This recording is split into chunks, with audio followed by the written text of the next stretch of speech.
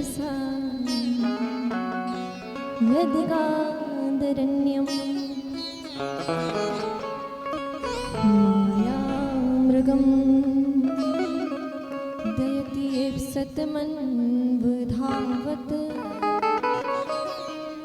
वन्दे महापुरुषते चरणारविन्दम् वंशी विभूषितकरा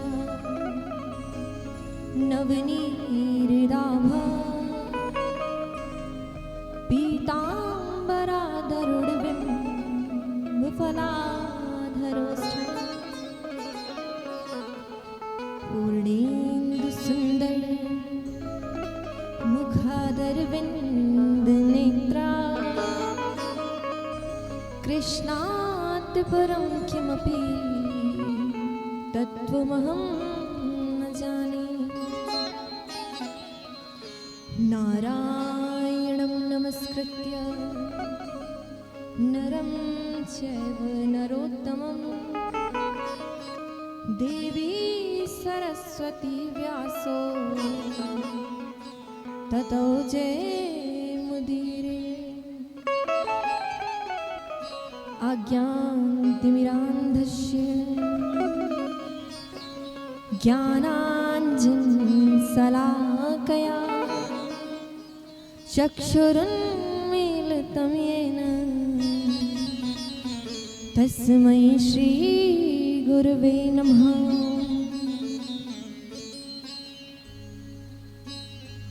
जय जय श्री राधारमण जय जय नवलिकिशोर जय गोपी चित्तचोर प्रभु जय जय माखन चोर। श्री राधे मेरी स्वामिनी मैं राधे तेरो दास जन्म जन्म मोहे दीजिए श्री चरणन को वास। जय शुकदेव मुनीश्वर यदुपति दासी अनन्या जयति बादराजन चरण करहु मोहि जगधन्य। बोलिए राधा रानी सरकार की जय हो। कृष्णचंद्र भगवान की जय हो। श्रीमद् भागवत महापुराण की जय हो। महर्षि वेद व्यास जी महाराज की जय हो। श्री सुखदेव जी महाराज की जय हो। श्री हनुमान जी महाराज की जय हो। श्री गौ माता की जय। जय जय श्री राधे श्याम।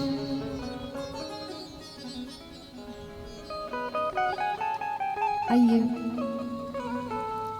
मन वाणी को पवित्र करने के लिए कुछ क्षण भगवत नाम संकीर्तन करते हैं, तत्पश्चात कथा क्रम में प्रवेश करेंगे। ये जीवन सभी बड़े भाव से गाएंगे। ये जीवन है श्यामा तेरे सहारे तेरे सहारे सूरत है। जीवन है श्यामा तेरे सहारे तेरे सहारे। तालियों के साथ सेवा करते हुए।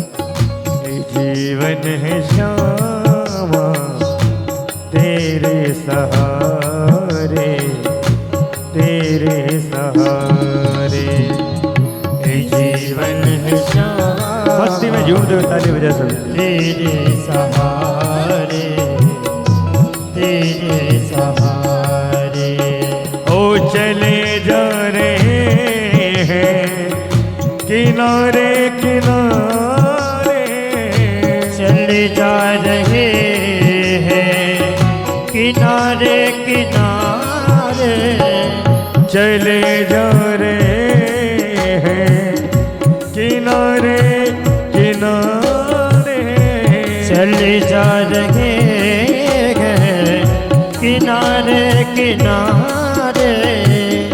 ये जीवन है श्यामा तेरे सहारे, तेरे सहारे। जय हो। ये जीवन है श्यामा तेरे सहारे, तेरे सहारे। हो लाडले, हो लाडले श्यामा रे लाडली, लाडली हो श्यामा रे लाडली, हो लाडली श्यामा रे लाडली। ऐसे नहीं, दोनों हाथ उठा के बड़े भाव से।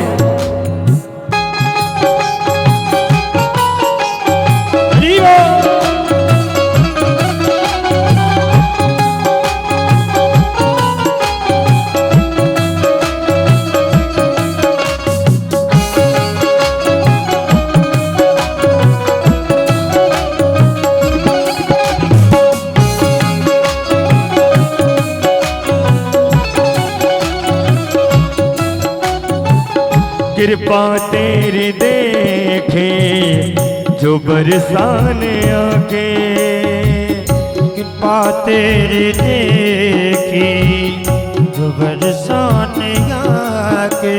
हो मेरे शाह, हो मेरे शाह,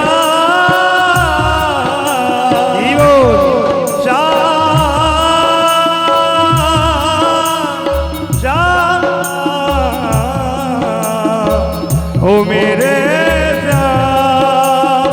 ओ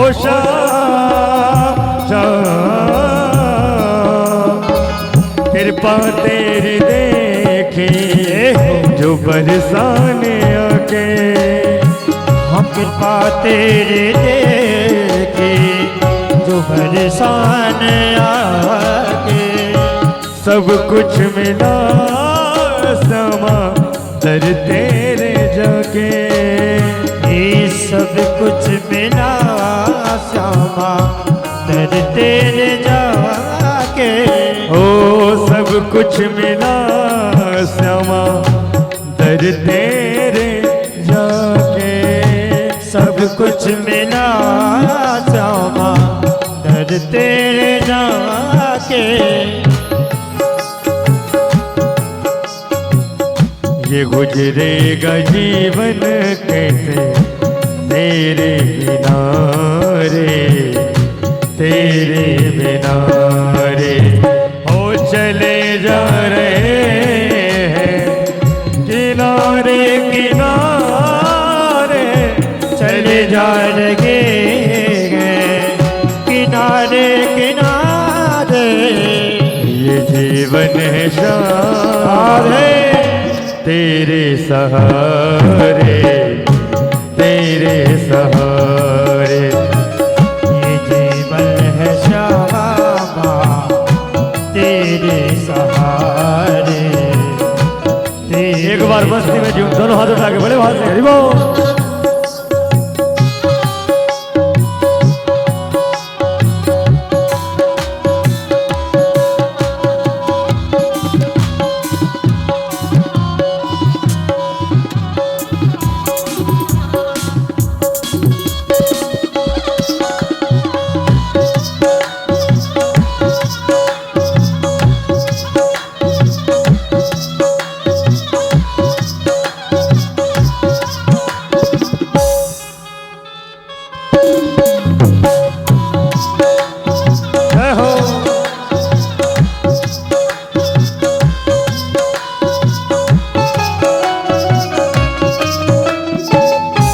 कर दो कृपा अब तो भानो दुलारे, कर दो कृपा अब तो भानो निराने।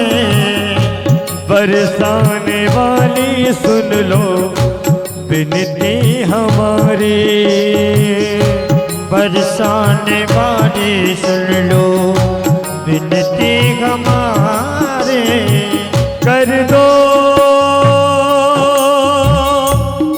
हो कर दो, कर दो कृपा अब तो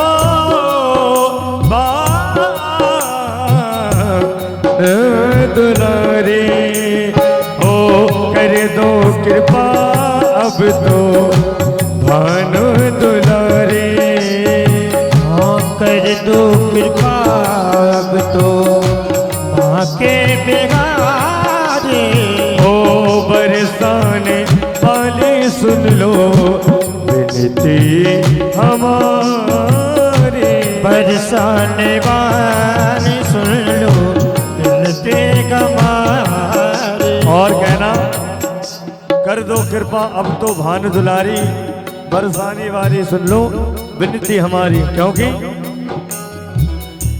तेरे सिवा ना कोई साथ हमारे, साथ हमारे, तेरे सिवा ना कोई साथ हमारे, साथ हमारे।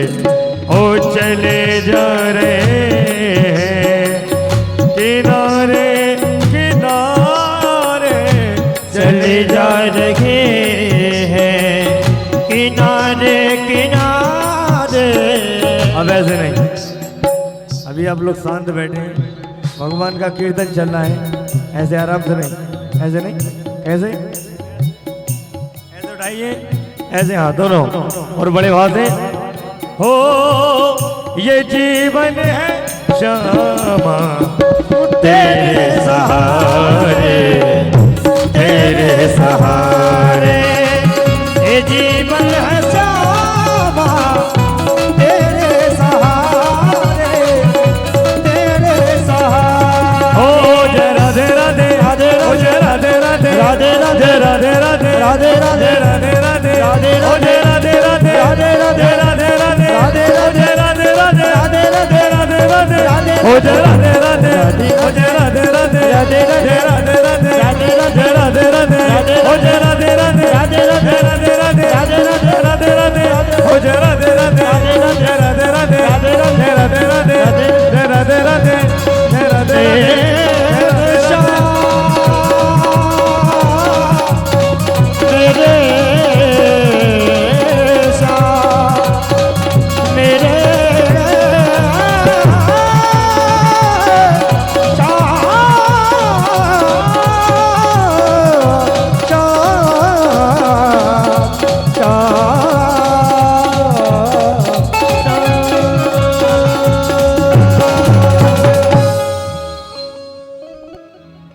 बिहारी लाल की जय, राधा रानी सरकार की जय, बोले राम राजा सरकार की जय।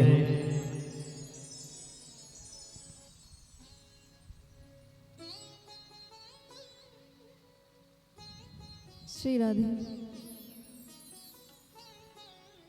भगवान श्री कृष्ण की वामांगमयी प्रतिमूर्ति श्रीमद् भागवत महापुराण, इस ग्रंथ को नमन करते हुए, वंदन करते हुए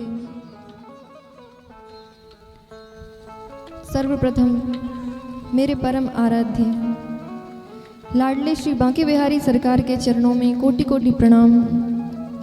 उनसे प्रार्थना कि वे आकर के अपनी व्यासपीठ ग्रहण करें। उनके उपरांत परम श्रद्धेय गुरुदेव स्वामी श्री अभिमुक्तेश्वरानंद सरस्वती जी महाराज श्री के चरणों में बारंबार कोटि कोटि प्रणाम। उनसे भी प्रार्थना कि वे जहाँ कहीं भी हों, हम आप सभी को अपना आशीर्वाद प्रदान करें। स्थान देवता, नगर देवता, ग्राम देवता, कुल देवता, इन सभी के चरणों में भी प्रणाम। ये सब भी आकर के अपना अपना स्थान ग्रहण करें। मऊरानीपुर की इस पवित्र धरा पर, मान्या रिजॉर्ट की पावन धरती पर पधारे हुए सभी भक्तगणों का मैं अपनी व्यासपीठ की ओर से हार्दिक अभिनंदन करती हूँ।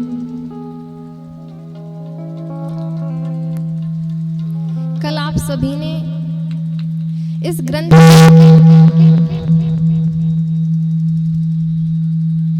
श्री राधे श्री राधे कल आप सभी ने इस ग्रंथ के महत्व को श्रवण किया।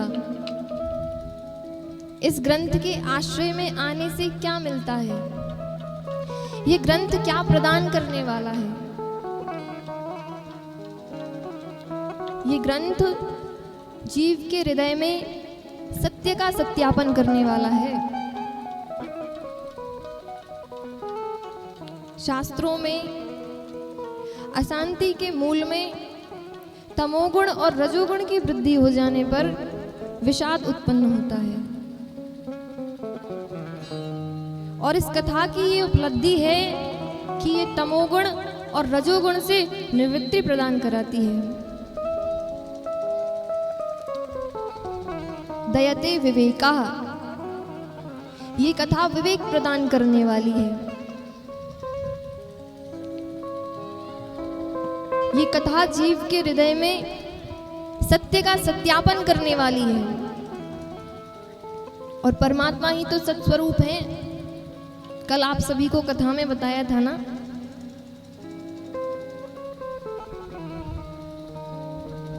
कहा गया है कि विशुद्ध सत्वम तवधान शांतम। ये कथा जीव के हृदय में सत्य का सत्यापन करती है, और जिस हृदय में सत्य हो उसी हृदय में तो परमात्मा प्रतिष्ठित होते हैं। तो ये इस कथा की उपलब्धि है। ये मनुष्य को जन्म जन्मांतरों के बंधन से मुक्त करके परम तक पहुंचाती है, और वो परम क्या है? परमात्मा श्री कृष्ण ही वो परम है।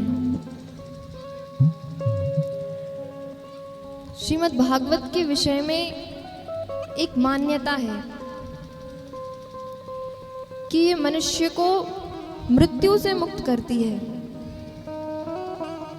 बल्कि भागवत जी मनुष्य को मृत्यु से मुक्त नहीं करती, बल्कि मृत्यु के भय से मुक्त करती हैं। मृत्यु तो शाश्वत सत्य है, जो इस संसार में आया है उसका जाना सुनिश्चित है। जीते जी हमारा जीवन पशु तुल्य ना हो जाए, हम पशुओं की भांति ना जीने लगें, ये कथा हमें उससे बचाती है। कल आप सभी ने महात्मा के रूप में कथा श्रवण करने की विधि सुनी थी। यहाँ श्री सूत जी महाराज सौनकादिक ऋषियों को परम मंगलमयी कथा श्रवण करा रहे हैं। सूत जी से सौनकादिक ऋषियों ने प्रश्न किया है कि महाराज ये धुंधकारी कौन है, इसका वृतांत सुनाइए। तब श्री सूत जी महाराज कहते हैं, ऋषियों बड़ी सुंदर पावन कथा है।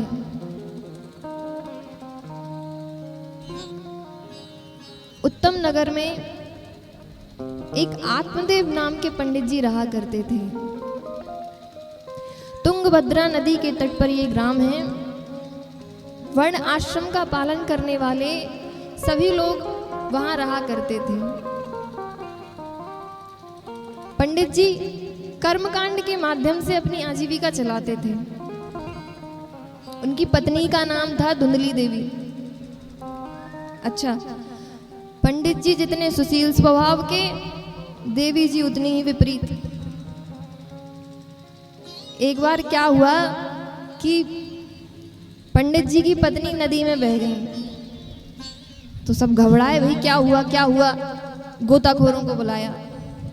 गोताखोर आए, किस तरफ गई है? तो लोगों ने कहा कि पानी का बहाव बाएं जा रहा है ना, तो इस तरफ गई होगी। पंडित जी बोले नहीं मिलेगी, नहीं मिल सकती। क्यों? बोले सीधी आज तक चली ही नहीं, जब चली उल्टी चली। इस तरफ जाके ढूंढो पक्का मिल जाएगी। और वास्तव में गोताखोरों ने जब उस तरफ जाके देखा तो वहीं मिली। लेकिन दोनों दंपत्ति के मन में एक कष्ट था कि हमारे कोई संतान नहीं है। एक दिन तो पंडित जी के मन की पीड़ा इतनी अधिक बढ़ गई कि पंडित जी घर छोड़कर वन में चले गए और एक वृक्ष के नीचे जाकर के रोने लगे। तभी वहां से एक संत का आगमन हुआ। संत जी ने देखा इस घोर वन में कौन अश्रु बहा रहा है। जब आ गया हूं तो कुछ मार्गदर्शन करता हूं।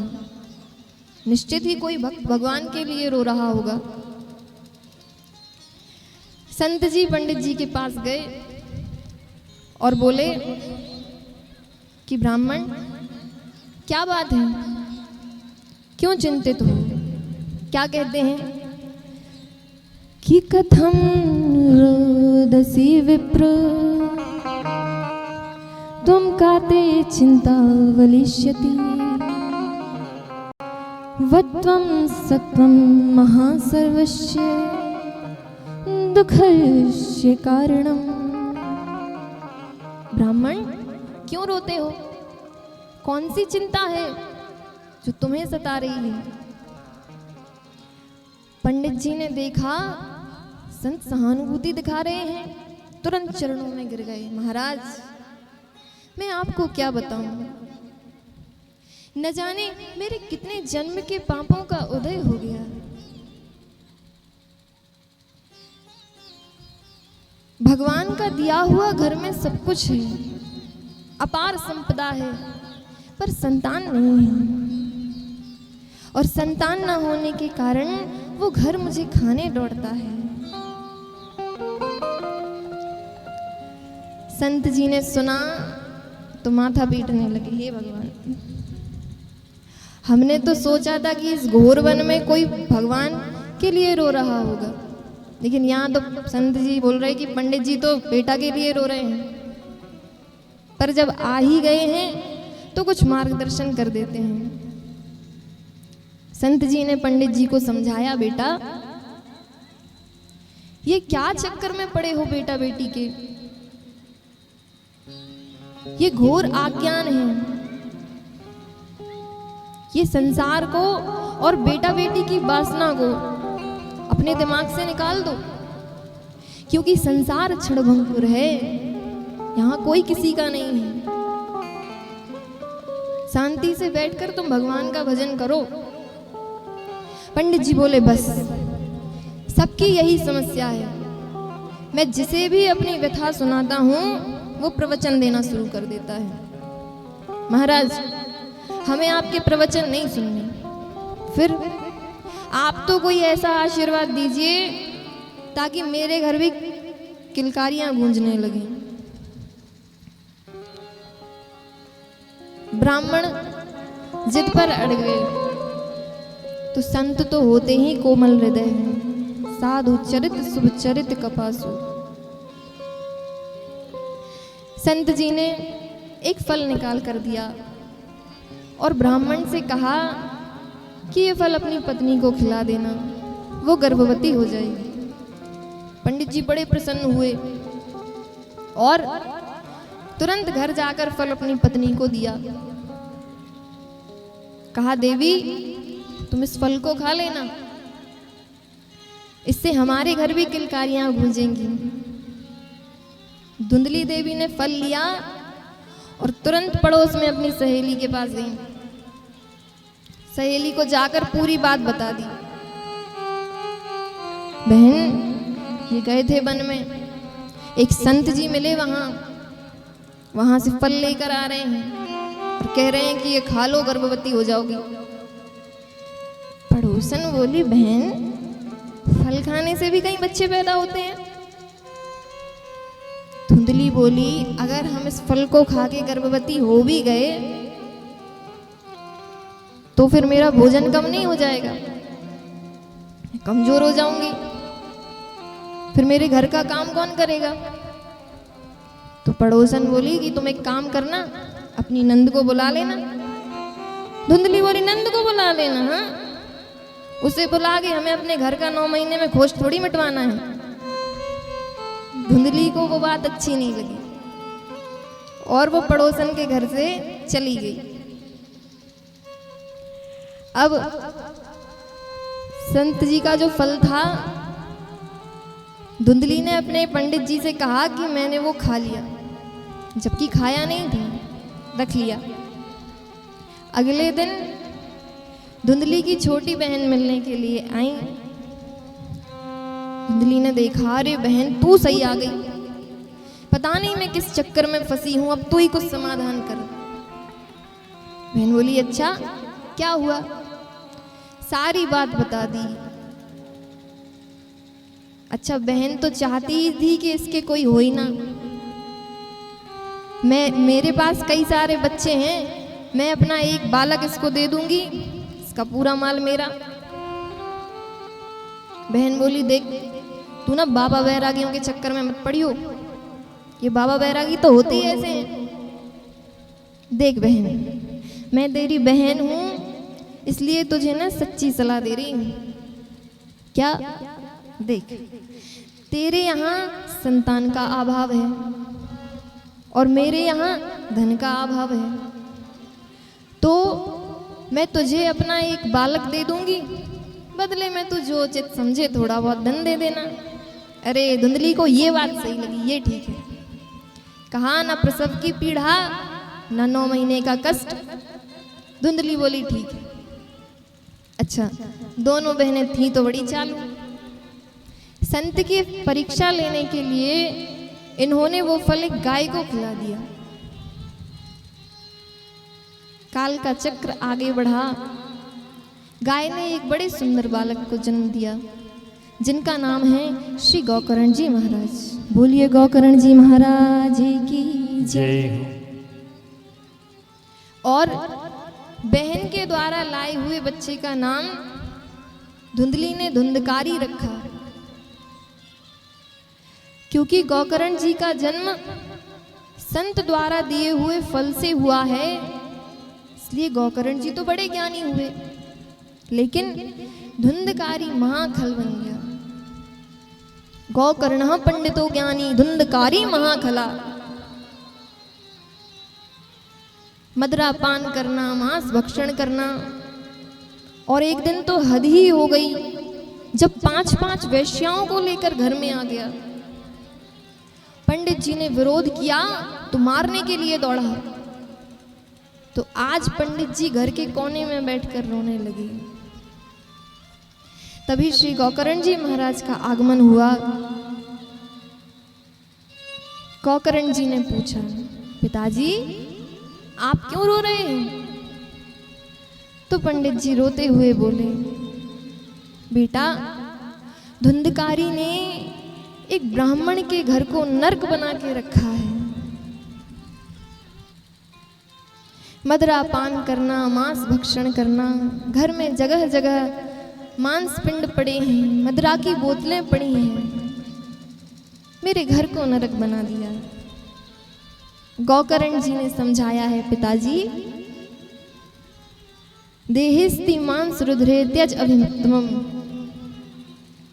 हाड़ मांस के शरीर से बाहर निकलिए।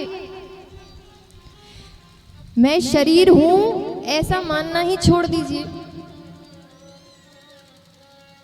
पिताजी संसार से राग मुक्त हो जाइए, क्योंकि संसार क्षणभंगुर है, यहाँ कोई किसी का नहीं है। सब मोह की निशा में अपना अपना चिल्ला रहे हैं। आप आत्मा हैं, आपका मुख्य उद्देश्य परमात्मा की प्राप्ति है, तो आप उसमें लग जाइए।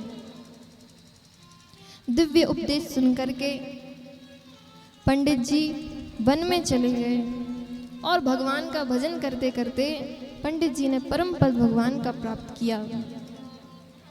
यहाँ धुंधली देवी के पास जब तक धन था तो पुत्र को खूब देती रही, पर अब जब धन खत्म हो गया तो एक दिन धुंधकारी को मना कर दिया कि मेरे पास नहीं है पैसे वैसे।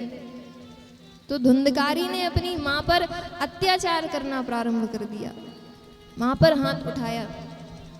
अच्छा, कुछ माताएं होती हैं ना कि पिताजी बेचारे कहते रहे कि देख इसको पैसे मत देना, ये बिगड़ रहा है, मत देना, पर माताएं पिताजी से छुप छुप के, अरे मेरा मुन्ना ले ले, अरे मेरा बेटा, मेरे कलेजे का टुकड़ा ले ले, वो तो पापा है, तू तो ले ले। तो उसको पैसे दे दे के जब तक उसका सत्यानाश नहीं करा देंगी तब तक नहीं मानती। हाँ, कई बच्चों को बिगाड़ने में उनकी माताओं का फुल सपोर्ट रहता है और फिर बाद में वही बैठ के रोती। अब बहन, हम कौन ऐसी जानते थे, तुम सब जानती थी। देखिए, धुंधकारी ने मां पर अत्याचार किया तो एक दिन धुंधली देवी ने कुएं में कूदकर आत्महत्या कर ली। देखिए, जिन माँ के बच्चे संस्कारी नहीं होते ना, उस माँ का अंत इसी तरह होता है। इसीलिए आप सभी से हाथ जोड़कर निवेदन करती हूँ कि बच्चों को कार मत दिलाना, बच्चे बेचकर खा जाएंगे। यदि दिलाना ही है तो संस्कार दिलाना, बच्चे कारों की लाइन लगा देंगे। संस्कार होंगे ना तो वो कार भी शोभा देगी, और जब संस्कार ही नहीं होंगे तो वो कार किस काम की।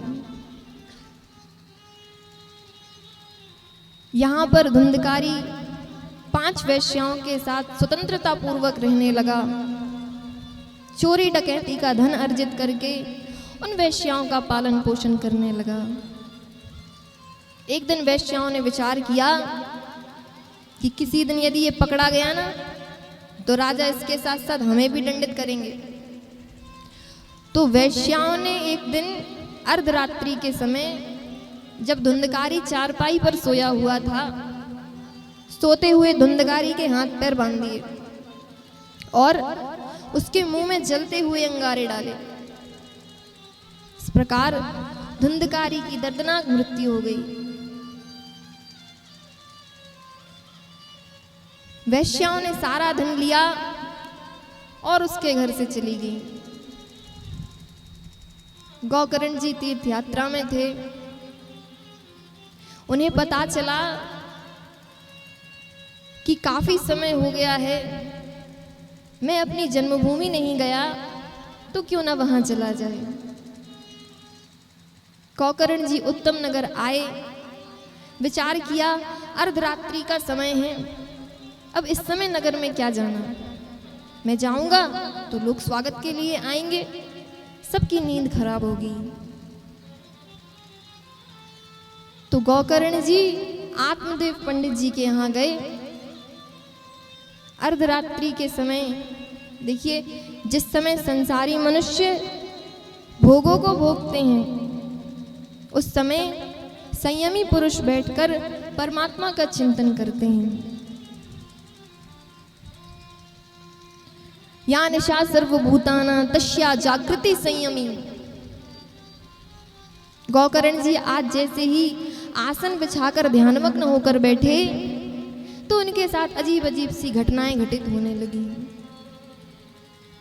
कभी बिल्ली के रोने की आवाज आती तो कभी कुत्ते की आवाज सुनाई देती, कभी तीव्र गति से वायु का वेग आता और कभी अपने आप अग्नि प्रज्वलित हो जाती। गौकर्ण जी ने विचार किया, ये है कौन जो मुझे परेशान कर रहा है।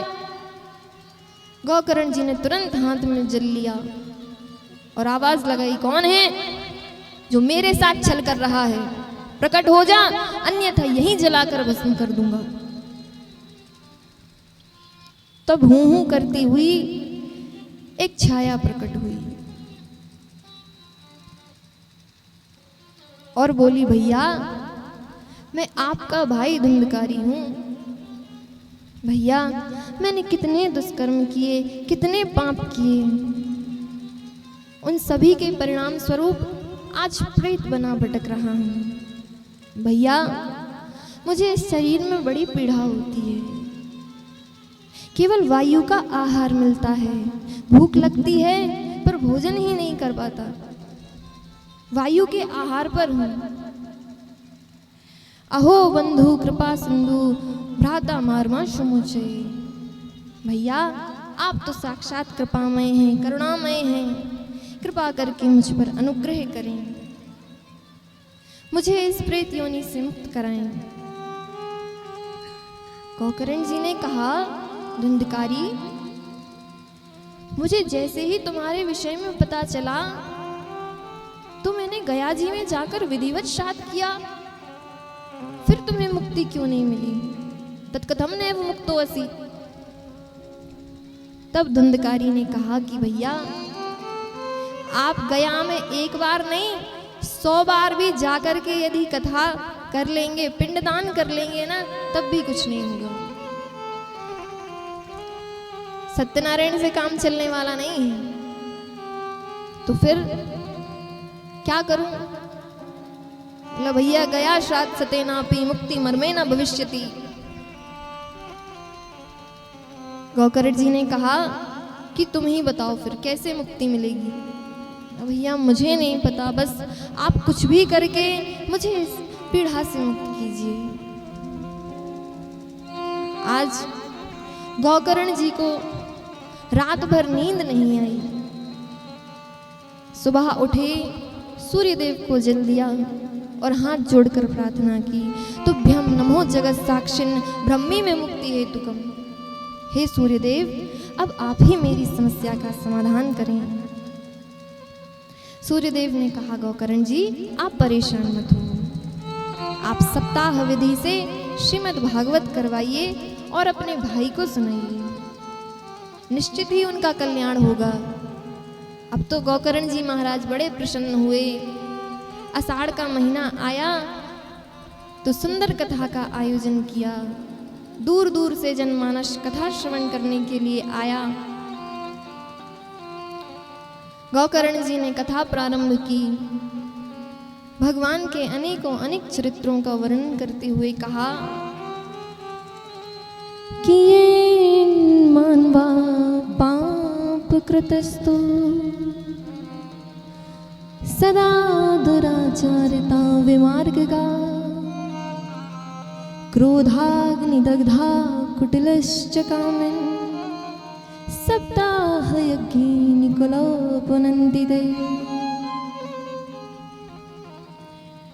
पापाचारी, भ्रष्टाचारी, अत्याचारी यदि ऐसा मनुष्य भी भागवत की कथा श्रवण कर ले और यहाँ तक कि यदि कोई मर गया हो और उसके परिवारी जन उसके नाम से भागवत की कथा कराएं तो वो भी प्रेत योनि से मुक्त हो जाता है।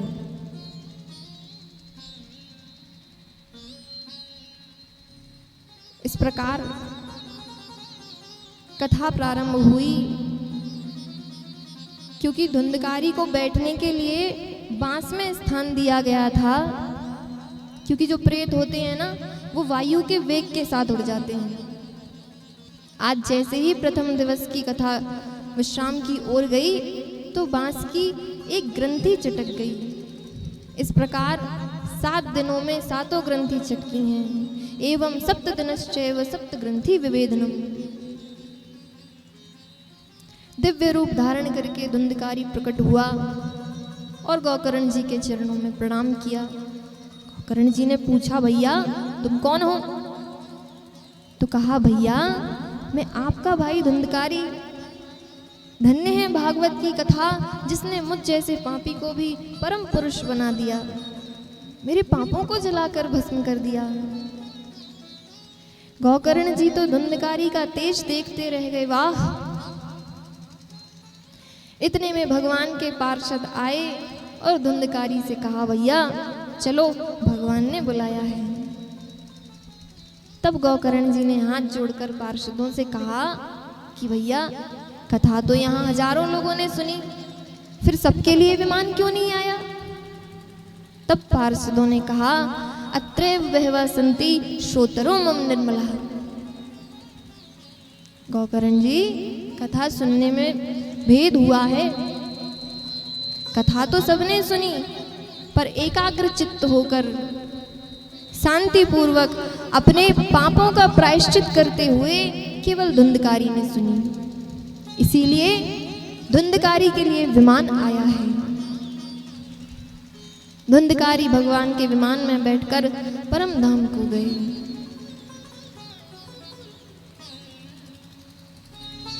प्रथम स्कंद प्रारंभ हुआ। महर्षि वेदव्यास जी ने प्रथम स्कंद में 3 मंगलाचरण किए हैं। किसी देवी देवता की वंदना नहीं की, बल्कि परम सत्य के चरणों में प्रणाम किया है। कि जन्मान्धस्य यतोऽन्व्याधि तर्तश्चार्थेषु विज्ञस्वरा तेने ब्रह्महृदाय आदिकव्ये मुहिमन्ति यत्सूर्यः तेजो वारी मृदां यथा विनिमयो यत्र त्रिसर्गो मृषा धाम्ना स्वेन सदा निरस्तकुहकम् सत्यं परं धीमहि।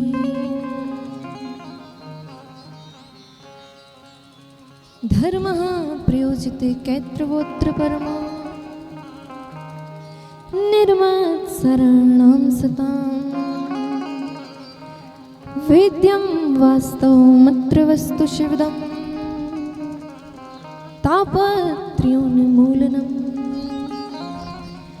श्रीमद्भागवतामुनिकृते किं वा परीरीश्वरा सद्यो हृद्यवदित्यत्रे कृतभीषणाम्।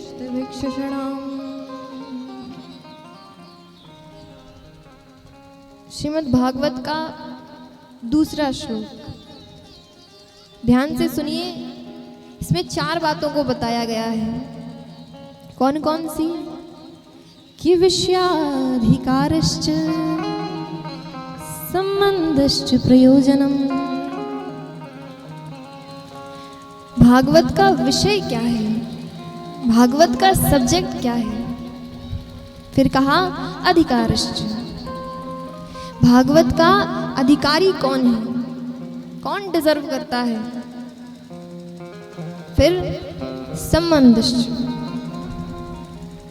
भागवत से हमारा रिश्ता क्या है। और प्रयोजन, भागवत का प्रयोजन क्या है, हमें क्या लाभ मिलता है। तो कहा धर्म प्रयोजित कैत्रवोत्र परमा। भागवत जी जो हमारे हृदय से कपट को निकाल करके हमारे हृदय में परम धर्म का निरूपण करती हैं। अब आप कहेंगे कि भैया धर्म तो हमने खूब सुना है, पर ये परम धर्म क्या है। तो देखिए, संसार में रहने के लिए मान प्रतिष्ठा धन वैभव इत्यादि ये जो कर्म हम करते हैं ना, इन्हें तो हम धर्म कहते हैं। जैसे मैं कथा करती हूँ, ये मेरा धर्म है। आप जॉब करते हैं, ये आपका धर्म है। पायलट प्लेन चलाता है, ये उसका धर्म है। तो इस संसार में रहते हुए मान प्रतिष्ठा धन वैभव इत्यादि प्राप्त करने के लिए जो कर्म किए जाते हैं, उन्हें तो हम धर्म कहते हैं। तो फिर ये परम धर्म क्या है? भगवान की प्राप्ति के लिए, भगवत प्राप्ति के लिए जो कर्म किए जाते हैं ना, उसे कहते हैं परम धर्म। तो भागवत जी क्या करती हैं? हमारे हृदय से कपट को निकाल करके और परम धर्म का निरूपण करती हैं। कपट को क्यों निकालती हैं? क्योंकि भगवान कहते हैं निर्मल मन जन सो मोहि पावा, मोहि कपटे छल छिद्र न भावा। इसलिए भागवत जी हमारे हृदय से कपट को निकालती हैं और हमें पूर्ण रूप से भगवान का अधिकारी बना देती हैं। क्योंकि कपट यदि मन में है तो हम भगवान के अधिकारी नहीं हैं। ये भागवत का सब्जेक्ट है, ये भागवत का विषय है। फिर कहा अधिकारश्च, कौन कथा कह सकता है, कौन कथा सुन सकता है? तो कहा निर्मत्सराणाम सताम, निर्मत्सर व्यक्ति।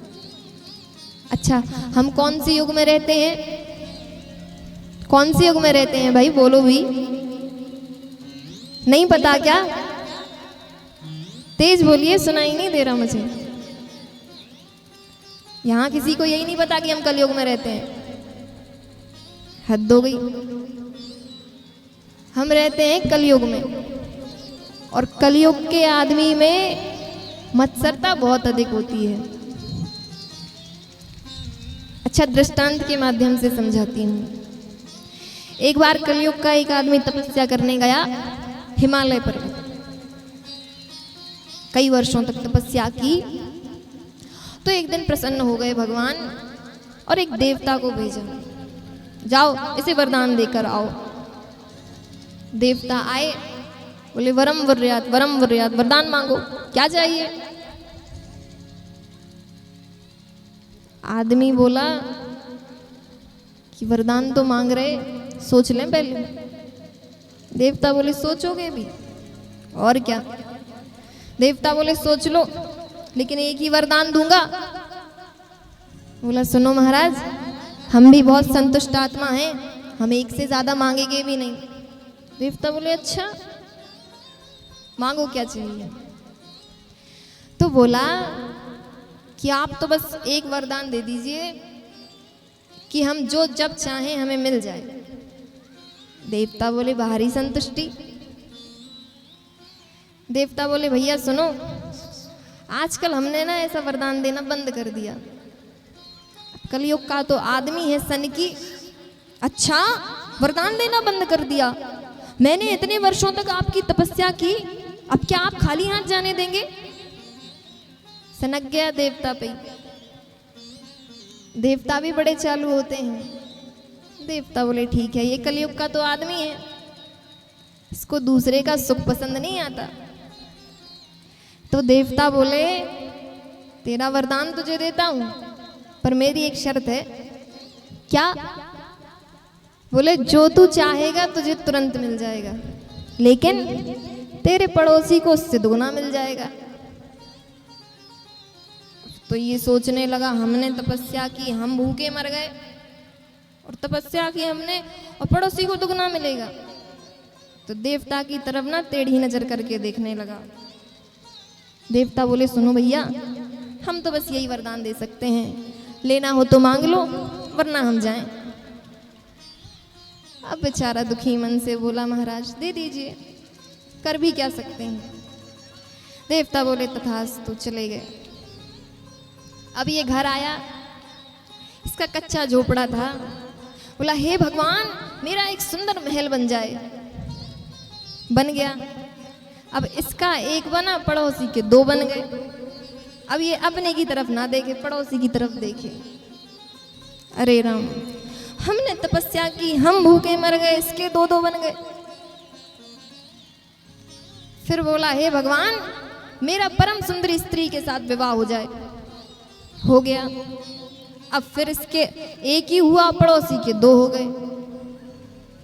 अब फिर बोला मैं क्या करूं, कैसे करूं, जो भी मांगता हूं इसे दुगना मिल जाता है। इसकी स्त्रियां भी बड़ी सुंदर हैं, आदमी देखे तो पछाड़ खा जाए। हमारी तरफ तो कोई देखता ही नहीं, और ना हमारी पत्नी की तरफ देखता। बोला ठीक है। की बार बोला हे भगवान, मेरे घर के सामने ना एक कुआं खुद जाए। किसी ने कहा भैया इतना सुंदर महल है, कुआं खुदवा रहे हो, अच्छा लगेगा क्या? बोला मेरे घर के सामने एक खुदेगा, पड़ोसी के सामने दो खुद जाएंगे। अच्छा, इतने पे भी इसे संतुष्टि नहीं हुई। अब की बार बोला हे भगवान, मेरी एक आंख फूट जाए। अरे भगवान, किसी ने कहा भैया आंख फुड़वा रहे हो, आंख फूट जाएगी अच्छे लगोगे क्या? बोला वो कोई दिक्कत नहीं, मेरी एक फूटेगी, पड़ोसी की 2 फूट जाएंगी, और घर के बाहर 2 कुएं हैं, किसी ना किसी में डूब ही मरेगा, झंझट ही खत्म। तो ऐसे व्यक्तियों को कहते हैं मत्सर व्यक्ति। ऐसे व्यक्ति ना तो कथा कहने के अधिकारी हैं और ना ही कथा सुनने के अधिकारी हैं। लेकिन हाँ, यदि कोई मत्सर व्यक्ति कथा में आ जाए तो भागवत जी उसे निर्मत्सर बना देते हैं। ये इस कथा की विशेषता है। तो ये अधिकारश्च पर चर्चा हुई कि अधिकारी कौन है। फिर कहा संबंधश्च, भागवत जी से हमारा रिश्ता क्या है, हमें किस संबंध की प्राप्ति होती है। तो कहा कि वेद्यम वास्तव मत्र वस्तु शिवदम, जो वास्तव में संबंध बनाने योग्य वस्तु है, भागवत जी उनसे हमारा संबंध बनवाती हैं। देखिए, श्रीमद् भागवत में कई बार श्री ठाकुर जी को वस्तु के रूप में प्रस्तुत किया गया है। तो भागवत जी भगवान से हमारा संबंध बनवाती हैं। देखिए, यदि संसारियों के साथ आप संबंध बनाएंगे तो लड़ाई भी हो सकती है, और ज़्यादा किसी के साथ बहस हो गई तो मारा कुट्टी तो निश्चित है। लेकिन यदि आप भगवान के साथ संबंध बनाएंगे तो लड़ाई कभी हो नहीं सकती, और यदि हो भी गई तो श्री ठाकुर जी स्वयं आकर आपको मना लेंगे, क्योंकि वो आपके बिना रह ही नहीं पाएंगे। और फिर कहा कि भागवत जी से कैसा संबंध बनता है, तो कहा शिवदम, कल्याणकारी संबंध। भागवत का प्रयोजन क्या है? तो भागवत जी हमारे जीवन में जो ताप होते हैं ना, तापत्र्योन्मूलनम, कल आप सभी को कथा में बताया था कि जनमानस के जीवन में 3 प्रकार के ताप होते हैं, दैविक, दैहिक और भौतिक ताप। तो भागवत जी हमारे जीवन के समस्त तापों को नष्ट कर देती हैं। ये भागवत का प्रयोजन है। निगम कल्प तरोर्गलितम सुखमुखादमृतद्रव्य संयुक्तम श्रीमद् भागवतालापा सातु गीता सुखादि।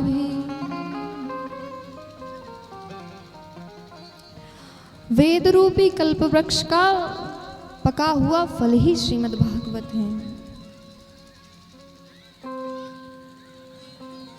किसी ने पूछा कि भैया आपका फल व्यास जी उच्च शाखा से नीचे गिरा है तो फूट गया होगा।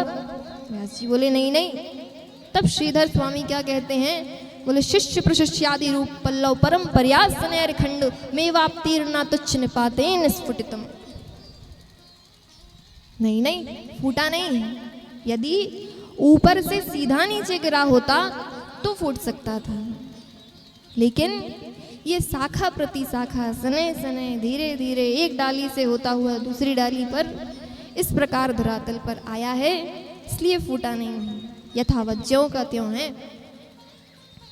अच्छा, कहा कि सबसे पहले भगवान श्रीमन नारायण की शाखा से टपका तो ब्रह्मा जी की शाखा पर अटका, ब्रह्मा जी की शाखा से टपका तो नारद जी की शाखा पर अटका, नारद जी की शाखा से टपका तो फिर महर्षि वेदव्यास जी की शाखा पर अटका, और व्यास जी की शाखा से टपका तो श्री सुखदेव जी की शाखा पर अटका, सुखदेव जी की शाखा से टपका तो परीक्षित की शाखा पर अटका।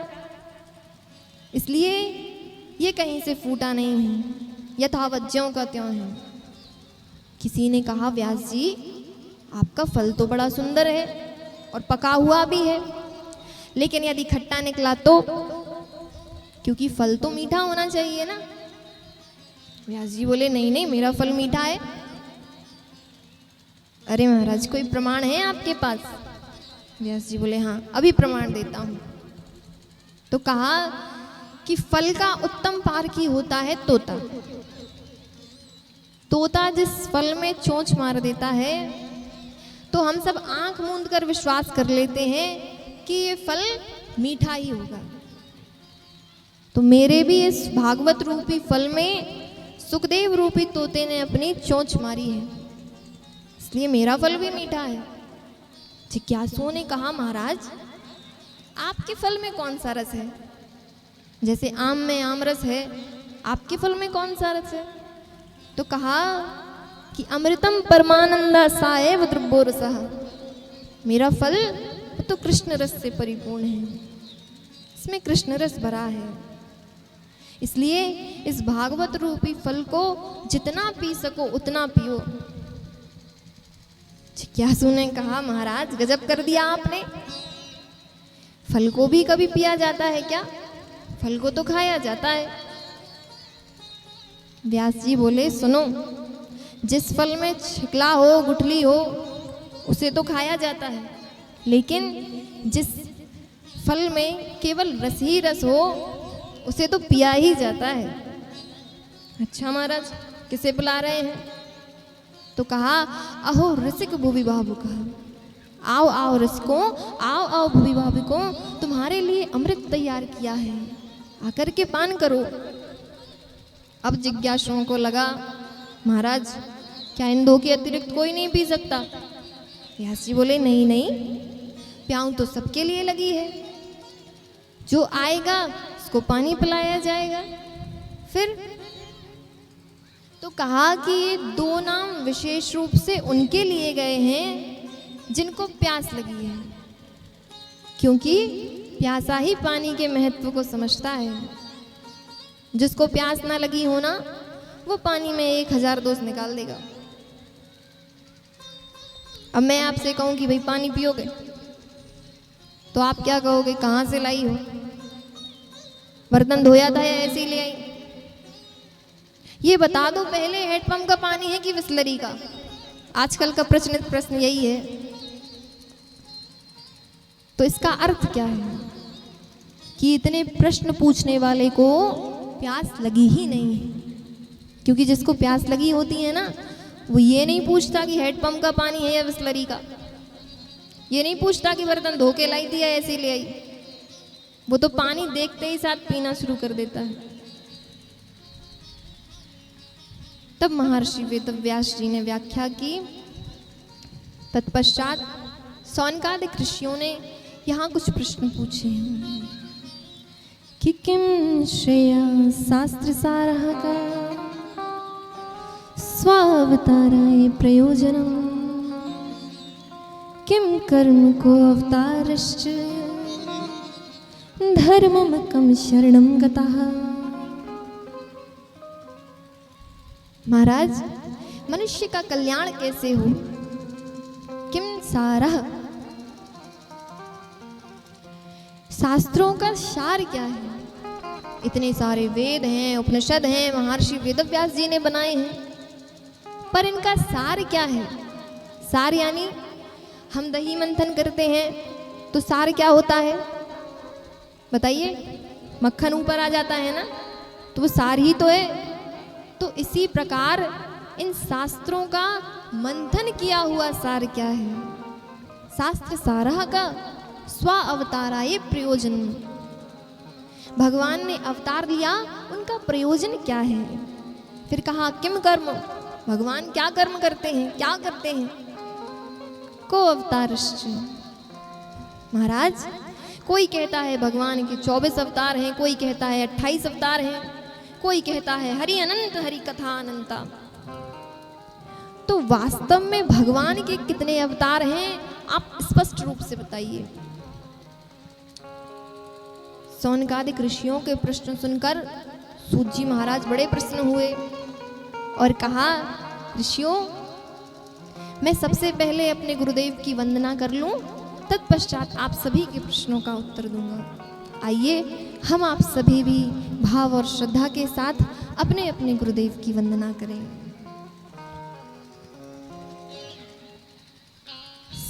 संतन के संग लाग रे तेरी अच्छी बनेगी। हो अच्छी बनेगी तेरी किस्मत जगेगी, संतन के संग लागे रे तेरी अच्छी बनेगी।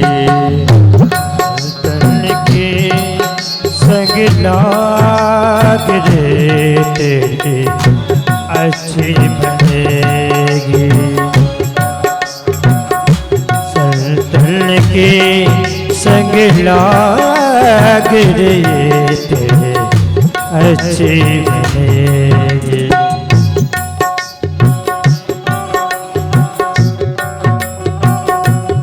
ऐसे नहीं बड़े भाव से देखिए, संत भगवान का भजन हो रहा है तो मस्ती में झूम के सभी ताली बजाएंगे और हमारे भाई थोड़ी आवाज खोलेंगे। बहुत अच्छा साउंड हमारे भैया बजाते हैं, इनके लिए जोरदार ताली बजा सभी। संतन के संग लाग रे तेरी अच्छी बनेगी, संतन के संग लाग रे तेरी अच्छी बनेगी। हो अच्छी बनेगी तेरी किस्मत जगेगी, अच्छी बनेगी तेरी किस्मत जगेगी। हो अच्छी बनेगी तेरी किस्मत जगेगी, अच्छी बनेगी तेरी किस्मत जगेगी। होवे बड़ो तेरो भाग्य तेरी अच्छी बनेगी। हो ये तेरा बलवाद रे तेरी अच्छी बनेगी। हो संतन के संग लाग रे तेरे अच्छी बनेगी, संतन के संग लाग रे तेरी अच्छी बनेगी। हरि बोल।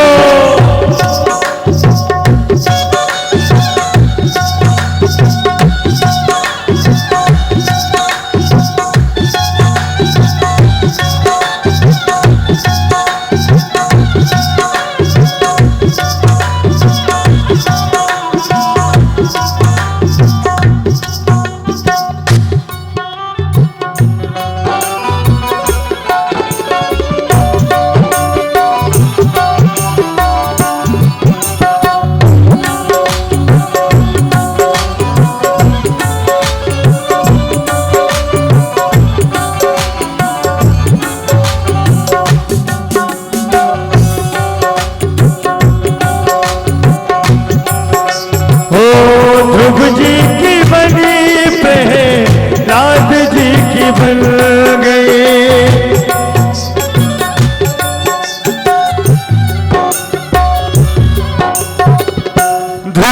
की बनी प्रहलाद जी की बन गई, ध्रुव जी की बन गई, प्रहलाद जी की बन गई।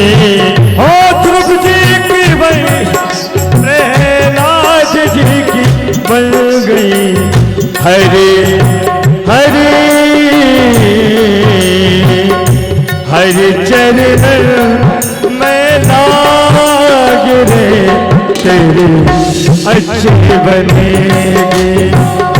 हरि चरण में लाग रे तेरी अच्छी बनेगी। ओ संतन के संग लाग रे तेरी अच्छी बनेगी।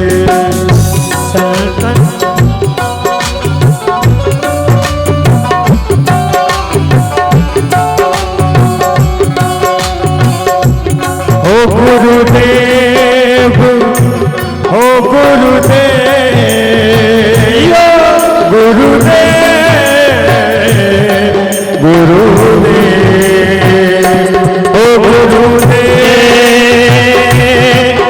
गुरुदेव गुरुदेव गुरुदेव गुरुदेव बता रहे हैं इनको हम प्रणाम करें। गुरुदेव पधारे हैं धरती की कुटिया में। ओ गुरुदेव पधारे हैं गुरुदेव पधारे हैं हम इन्हें प्रणाम करें। ये गुरुदेव पधारे हैं हम इन्हें प्रणाम करें। गुरुदेव पधारे हैं हम इन्हें प्रणाम करें। जय गुरुदेव जय गुरुदेव जय गुरुदेव जय गुरुदेव जय गुरुदेव जय गुरुदेव जय गुरुदेव जय गुरुदेव ओ जय गुरुदेव जय गुरुदेव जय गुरुदेव जय गुरुदेव जय गुरुदेव जय गुरुदेव जय गुरुदेव जय गुरुदेव ओ जय गुरुदेव जय गुरुदेव जय गुरुदेव जय गुरुदेव जय गुरुदेव जय गुरुदेव जय गुरुदेव जय गुरुदेव ओ जय गुरुदेव जय गुरुदेव जय गुरुदेव बोलो जय गुरुदेव गुरुदेव जय गुरुदेव जय गुरुदेव जय गुरुदेव ओ जय गुरुदेव जय गुरुदेव जय गुरुदेव बोलो जय गुरुदेव जय गुरुदेव जय गुरुदेव जय गुरुदेव बोलो जय गुरुदेव जय गुरुदेव जय गुरुदेव जय गुरुदेव जय गुरुदेव जय गुरुदेव।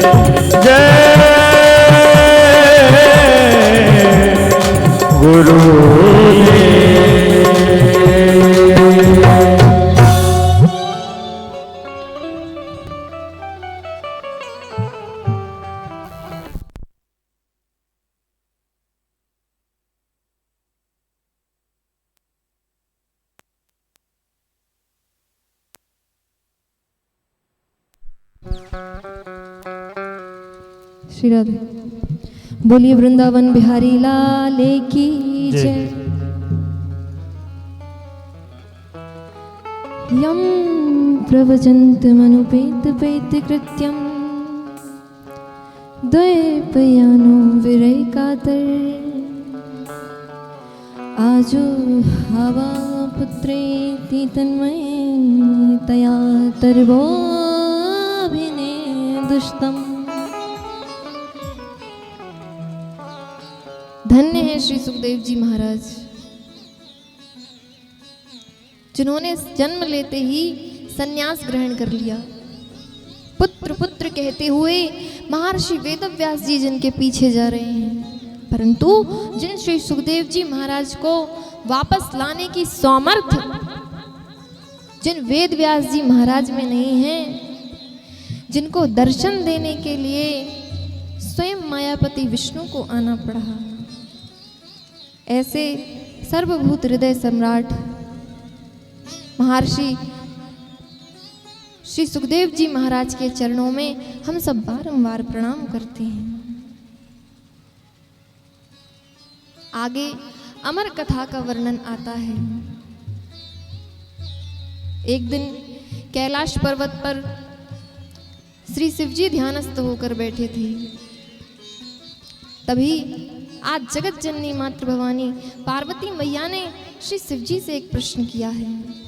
स्वामी, आपके गलों में ये जो मुंडों की माला पड़ी है, ये किसकी है? होता है ना, कभी कभी पत्नियां पति से पूछ लेती हैं कि क्यों जी, तुम्हारे गले में ये चेन कहाँ से आई? तो पति कहता है बेचारा कि मैं उस दिन घोड़ी चढ़ के तेरे घर गया था, तो तेरे पिताजी ने पहनाई थी द्वारे पे, और वो एक चेन इतनी भारी पड़ गई कि मैं खुद बेचारा उस दिन से बेचैन हूँ। वो तो अच्छा हुआ कि एक ही पहनाई, कहीं 2-4 पहना देता तो मुझ गरीब का क्या होता। बड़ा दयालु है तेरा पिता। पार्वती मैया ने भी पूछा कि स्वामी ये मुंडों की माला कहाँ से आई? शिव जी ने कहा, पार्वती मैं तुझे सारी कथा बताता हूँ। आप सभी ने भी दर्शन किया होगा, शिव जी के गले में 2 प्रकार के मुंडों की माला होती है। एक होते हैं अस्थियों के मुंडे और दूसरे मूंछताओं वाले मुंडे होते हैं ना, जिनकी मूंछें होती हैं। तो शिव जी ने कहा, देवी एक बार चंद्रमा ने आकर मुझसे विनती की, जब समुद्र मंथन के समय देवताओं के मध्य भगवान ने मोहिनी रूप धारण करके अमृत का वितरण किया था, तब एक राहु नाम का दैत्य देवता का रूप धारण करके देवताओं की पंक्ति में बैठ गया था। उस समय सूर्य और चंद्रमा ने भगवान से कहा, प्रभु ये देवता नहीं है, ये दैत्य है। तब से राहु चंद्रमा और सूर्य के साथ दुश्मनी मानने लगा। अब चंद्रमा ने कहा कि भाई हमने शिकायत तो कर दी, लेकिन ये राहु हमें छोड़ने वाला तो है नहीं। तो चंद्रमा भागे भागे शिव जी के पास गए, त्राहि माम रक्षा करें प्रभु, रक्षा करें। शिव जी ने कहा, क्या हुआ? चंद्रमा बोले, प्रभु हमें आपकी शरण में रहना है। अच्छा, शिव जी ने तुरंत उठाया, जटाओं पे रख लिया, मतलब बने रहो। अब इतने में राहु आया, एक लोटा जल लेकर के जल चढ़ाया, बोला हर हर महादेव। शिव जी ने कहा, राहु क्या बात है? बोला, महादेव हमें भी आपकी शरण में रहना है। शिव जी बोले, रह लो। शिव जी ने राहु को उठाया और जटाओं में रख लिया। अब जटाओं के अंदर राहु और ऊपर चंद्रमा। अब बेचारा चंद्रमा डर के मारे घबराए, ये भगवान जाने ये कब मुंह खोल के हमें गप्प कर जाएगा। अब डर के मारे चंद्रमा के पसीने छूटे, क्योंकि चंद्रमा ने अमृत पी रखा था। तो जब चंद्रमा का वो अमृत वाला पसीना बह करके राहु के पास गया, तो राहु के एक नए सिर का निर्माण हुआ। इस प्रकार जितने भी सिरों का निर्माण हुआ, श्री शिव जी ने उन्हें अपने गले में धारण किया है। इसीलिए कहते हैं कि जिसके राहु केतु खराब हो तो 1 लोटा जल लो, उसमें पीला चंदन मिलाओ और शिव जी को अर्पित कर दो, तुरंत दोष समाप्त। फिर कहा कि ये अस्थि वाली खोपड़ी किसकी है? शिव जी बोले, पार्वती ये सब तेरे हैं। भैया ने कहा, इतने सारे मेरे हैं? हाँ, मैं गिन लूं? शिव जी बोले, गिन ले। पार्वती मैया ने गिनती लगाई तो पूरे 51 मुंडे निकले। पार्वती मैया ने कहा, स्वामी